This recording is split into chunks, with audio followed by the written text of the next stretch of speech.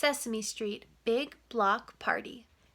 It was a special day on Sesame Street, the day of the Big Block Party.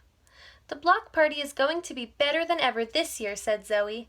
"I can't wait to see what special foods everyone brings." "Elmo, what are you bringing to the block party?" she asked. "Elmo's not sure yet," Elmo replied.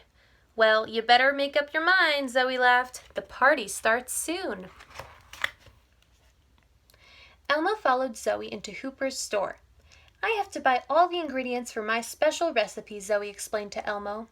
It looked like all of Sesame Street was in Hooper's store buying ingredients. Hooper's store was hopping. Elmo looked around, trying to decide what he could make for the block party. What can Elmo make that would be really special, he wondered. Elmo decided to go to Zoe's house to help her with her recipe. "Maybe this will give Elmo some ideas," Elmo said. "I'm going to make my favorite banana strawberry smoothies," Zoe told Elmo. "Why are they your favorite?" Elmo wanted to know. "Because they are the exact same color as my tutu," Zoe replied. When they were finished, Elmo tasted some of the leftover smoothie. Elmo thinks Zoe's tutu pink smoothies are too delicious. Elmo still didn't know what he wanted to bring to the block party, so he zoomed off to see what Big Bird was making. "Hi, Big Bird," said Elmo when he got to Big Bird's nest. "What are you making?" "I'm making Granny Bird's favorite peanut butter eggs to share with everybody. My granny learned how to make them from her granny. They remind her of when Big Bird was just a little egg. Want to help roll them?" "Elmo would love to help," beamed Elmo. Huff, puff, puff. A very tired Grover was dragging 2 huge bags of groceries down the street. "Elmo will help you, Grover," cried Elmo as he took one of the bags. "I, Grover, would appreciate your help," said Grover. "I'm making ABC sandwiches, but 26 letters are very heavy." Before long, Elmo and Grover were busy making ABC sandwiches. Grover showed Elmo how to put apple and cheese slices on some bread. "A is for apple, B is for bread, and C is for cheese," explained Grover. When they finished, Elmo peeked inside one of the bags and had a great idea. "Elmo wants to make an Elmo sandwich. Elmo will use an egg for E, lettuce for L, mayonnaise for M, and olives for O." "That is a scrumptious idea, Elmo," said Grover. "Eggs, lettuce, mayonnaise, olives. Elmo." Elmo still didn't know what to make for the block party. Maybe Bert and Ernie will help Elmo decide what to bring, he thought. Ernie and Bert's kitchen counter looked like a celery stick forest. "Elmo has never seen so much celery before," Elmo giggled. "Bert and I both decided to make recipes using celery, since celery is one of the foods we both love," Ernie explained. "But our recipes are very different, just like us," Bert added. Ernie explained that he was making tasty Twiddlebug logs in honor of his favorite little friends, the Twiddlebugs. "And I am making celery boats in honor of celery and boats," Bert joked. Elmo's tummy was beginning to grumble. He was thinking of all the yummy snacks he'd helped his friends make. Then he noticed a wonderful smell wafting around the corner.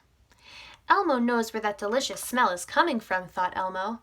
Elmo followed his nose around the corner and... Sure enough, there was Cookie Monster, up to his googly eyes in English muffins, tomatoes, olives, and lots of other delicious stuff. Something smells great," said Elmo. "But where are the cookies?" "Me make monster muffin pizzas. Pizzas look like cookie, shaped like cookie, but healthier food for monsters than cookie," declared Cookie Monster. Elmo helped Cookie Monster make his pizzas and even created a special one all his own. Elmo left Cookie's place and was walking down the street when he spotted Rosita. "Hola, Rosita," said Elmo. "What is in your bag?" "Hola, Elmo," answered Rosita. "I have just returned from the bodega where I bought tortillas." "Elmo does not understand," said Elmo.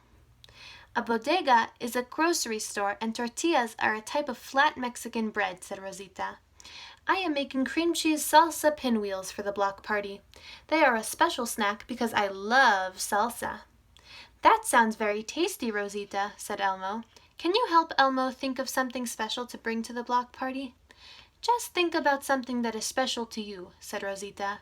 I have to go home and cook now, Elmo. Hasta la vista! As he skipped around the corner, Elmo bumped into Oscar's trash can.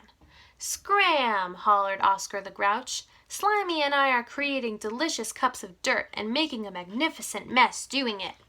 Say, what are you bringing to the party, Elmo? Elmo doesn't know, Elmo replied sadly. Elmo has been all over Sesame Street today, and everyone is preparing special snacks to share. Everyone has great ideas except Elmo. I couldn't think of anything either, said Oscar, but then Slimy had the super grouchy idea for the delicious cups of dirt. If Oscar's special pet worm could come up with such a great idea, Elmo wondered if his special pet might have an idea. Elmo charged into his house. Mommy! She was in the kitchen feeding Elmo's goldfish, Dorothy. Mommy, Elmo has to make something special and delicious for the block party, cried Elmo, and it's almost time for it to start. Elmo looked at Dorothy, and just like that, Elmo had an idea. There was a special snack that Elmo munched on every day after preschool. It was special to Elmo because it reminded him of his favorite pet goldfish. Elmo knew it would be the perfect snack to share with his friends. Elmo and Mommy finished up and got to the block party just as it was getting started. All the Sesame Street friends were excited to share their favorite special snacks. Elmo couldn't wait to try all the yummy food and to share his favorite goldfish snack mix with all of his favorite friends. Elmo, I see you thought of something special and delicious to bring, said Zoe as she crunched on Elmo's snack mix. A little fish whispered an idea in Elmo's ear. Elmo giggled.